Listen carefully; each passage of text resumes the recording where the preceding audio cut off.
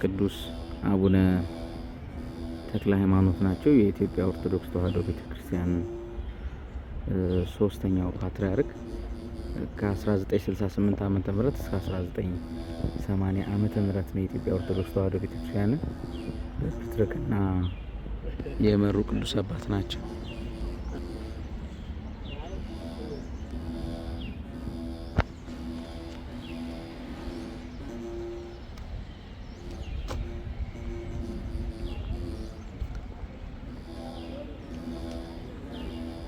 እኚህ ደግሞ ብፁዕ ቅዱስ አቡነ ጳውሎስ ናቸው። በቅድስተ ሥላሴ ካቴድራል ውስጥ ነው ያረፉት። እንደምታዩት ከ1928 እስከ 2004 ዓ.ም የእድሜ ጊዜያቸው ነው። ቅድስት ቤተክርስቲያንን በፕትርክና ከመሩ ብፁዓን አባቶች መካከል አምስተኛው ፓትርያርክ ናቸው። የመቀዳደም ሁኔታ ነው ሆኖ ነው እንጂ እዚህ ጋር ደግሞ ብፁዕ ወቅዱስ አባታችን ብፁዕ አቡነ መርቆሪዎስ እየተሰራ ያለበት ሁኔታ ነው ያለው። አራተኛው የኢትዮጵያ ፓትርያርክ። እሺ፣ በመቀጠል ደግሞ እዚህ ጋር የብፁዕ አቡነ መልከ ጼዴቅ ቀዳማዊ እንዲህ በጣም ብዙ ብፁዓን አባቶች ያረፉበት ቦታ ነው። ብፁዕ አቡነ ሚካኤል ዘጎንደር አሉ። ይህ ደግሞ በጣም ጥንት ነው የነበረው ማለት ነው። እንደምትመለከቱት እንቀጥላለን።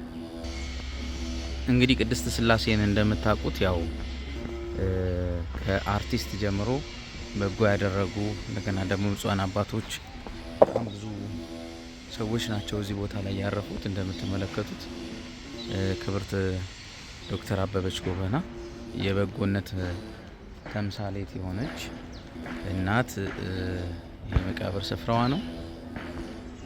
አበበች ጎበና ማለት ነው። በጣም ብዙ ነው ያለው። ቅድስት ሥላሴ እንግዲህ ያው እንደምታውቁት አርቲስቱም ታጋዩም ብቻ ልዩ ልዩ ለኢትዮጵያ አበርክቶ ያበረከቱ በጣም ብዙ ሰዎች በዚህ ስፍራ ላይ አርፈዋል ማለት ነው። ተወሰኑትን ለማሳየት እሞክራለሁ። እዚህ ጋር ደግሞ እንደምትመለከቱት የአርቲስት ጥላሁን ገሰሰ ስርዓተ ቀብር የተፈጸመበት ቦታ ነው። በእንደዚህ አይነት መልኩ ተሰርቷል ማለት ነው።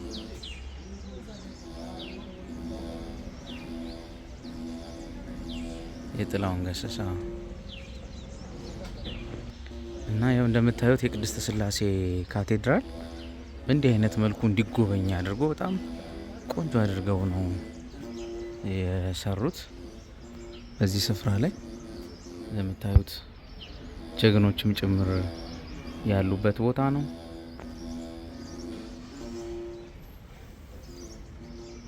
በጣም የሚያምር አድርገው ነው የተሰራው።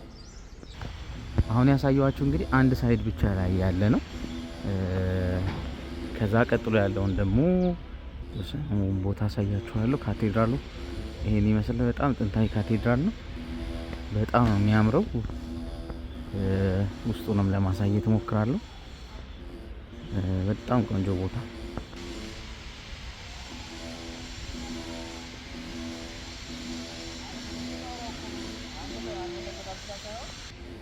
ይሄኛው ደግሞ ሌላው የቀብር ስፍራ ነው። እንደምትመለከቱት በጣም ብዙ ነው ያለው። በንጽህና በጽዳት ነው የተያዘው። ቆንጆ ተደርጎ እንዲጎበኝ ተደርጎ ነው በደንብ የተያዘው ማለት ነው። እስኪ ሌላውንም ደግሞ አሳያችኋል። መጀመሪያ ላይ የቪዲዮአችን መጀመሪያ ላይ እንዳሳየኋችሁ የፓትርያርክ የቅዱሳን ፓትርያርኮቻችን ነበር። አሁን ደግሞ እዚህ ጋር እንደምትመለከቱት ብፁዓን አባቶች ያረፉበት ቦታ ነው። ብፁዕ አቡነ ማትያስ፣ ብፁዕ አቡነ ገብርኤል በጣም በቅርብ ጊዜ ማለት 2013 ዓ.ም ያረፉ አባት ናቸው። እንደምታውቁት የሐዋሳ ቅዱስ ገብርኤል ላይ በጣም ብዙ ወንጌል የሚሰሩ የነበሩ ብፁዕ አባት ናቸው። አቡነ ጢሞቴዎስ ደግሞ እንግዲህ እሳቸውም እንደዚሁ በቅርብ 2013 ዓመተ ምህረት ያረፉ አባት ናቸው። እንደምታዩት በጣም ብዙ ብፁዓን አባቶች ናቸው እዚህ አካባቢ ማረፊያቸው የሆነው ማለት ነው።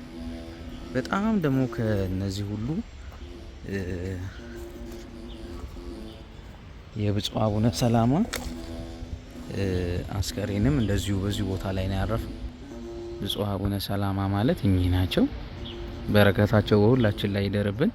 በጣም ወንጌላዊ ብዙ ደቀ መዛሙርትን ያፈሩ አባት ናቸው።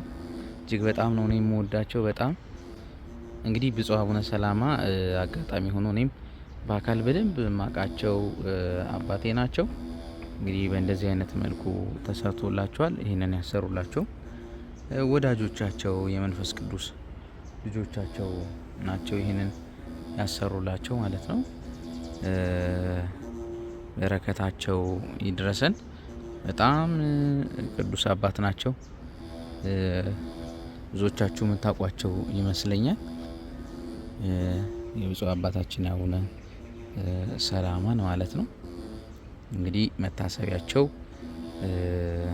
ይህንን አሰርተውላቸዋል ልጆቻቸው ማለት ነው፣ የመንፈስ ቅዱስ ልጆቻቸው። ሌላው አባት ብፁዕ አቡነ አረጋዊ ናቸው። የውጭ ጉዳይ ኃላፊ የነበሩት የቅዱስ ፓትርያርኩም ደግሞ ረዳት የነበሩ እጅግ በጣም የተማሩ ኦርቶዶክስ ተዋሕዶ ቤተክርስቲያንን በብዙ ያገለገሉ አባት ናቸው። እሳቸውም ደግሞ እንደዚሁ እዚህ ቦታ ላይ ነው ያረፉት። ምን አለፋችሁ እዚህ አካባቢ ያሉት በሙሉ እንዳለ የብፁዓን አባቶች በረከታቸው ይደርብን። እዚህ በምስራቅ በኩል በፊት ለፊት ማለት ነው ማረፊያቸው ነው ማለት ነው። ይሄንን ይመስላል። እጅግ በጣም ልዩ ስፍራ ነው። ሌላው ቅድስት ሥላሴ ስትመጡ የምትጎበኙት ብዬ የማስበው የካቴድራሉ ሙዚየም ነው። እጅግ በጣም ትልልቅ ታሪኮች ያሉበት ቦታ ነው። ይህንንም እንድትጎበኙ ጋብዣችኋለሁኝ። በምስራቅ አቅጣጫ በኩል የሚገኝ ነው ማለት ነው። እንግዲህ እንደምታዩት የቅድስት ሥላሴ ካቴድራል የመቃብር ስፍራ ይህንን ይመስላል። በጣም ልዩ ቦታ ነው። እንደምታዩት ልዩ ልዩ አባቶች እንደገና ትልልቅ ተአምራትን ትልልቅ ስራዎችን የሰሩ ሰዎች የሚያርፉበት ቦታ ነው። እንደምታዩት እነ ሻምበል ምሩጽ እነ ፕሮፌሰር አስራት ወልደየስ እነዚህ ሁሉ ያረፉበት ቦታ ነው ይሄ ማለት ነው። ይህንን ይመስላል። ይህንን ያሳያችሁት በጣም በችኮላና በጣም በቃ ጥቂቱን ቦታ ብቻ ነው ያሳየኋችሁ። በጣም ጥቂቱን ቦታ ማለት ነው። እና ቅድስት ሥላሴ በጣም ታሪካዊ ቦታ ነው። እዚህ ጋር ደግሞ ብርጋዴር ጀነራል ለገሰ ተፈራ ወልደ ሥላሴም እዚሁ ናቸው ያሉት። በቃ በጣም በጥቂቱ ብቻ ነው ይህንን ያሳየኋችሁ ማለት ነው። እና የቅድስት ሥላሴ ካቴድራል ይህንን ይመስላል። በጣም ነው የሚያምረው። ግቢውም አረንጓዴነቱ ራሱ በጣም ደስ የሚል ቦታ ነው ማለት ነው። ሌላ በስተመጨረሻ ማሳያችሁ ሁላችሁም ታውቁታላችሁ በእርግጠኝነት የቀድሞ የኢፌድሪ ጠቅላይ ሚኒስትር የመለስ ዜናዊ የቀብር ስፍራ ይሄ ነው ማለት ነው። ይሄንን ይመስላል የቀብር ስፍራው። ወደ ውስጥ በር ስለተሰራለት መግባት አልተቻለም። ስለዚህ የኢፌድሪ ጠቅላይ ሚኒስትር መለስ ዜናዊ አስከሬን ያረፈበት ቦታ ደግሞ ይህንን ይመስላል። ብቻ ባጭሩ የቅድስት ሥላሴ ካቴድራል እጅግ በጣም የሚያምር ታሪካዊ ቦታ ነው። ሌላ ጊዜ ደግሞ በክፍል 2 የሙዚየሙን አጠቃላይ ደግሞ ያሉትን የውስጥ ታሪኮችን በሙሉ የማሳያችሁ ይሆናል።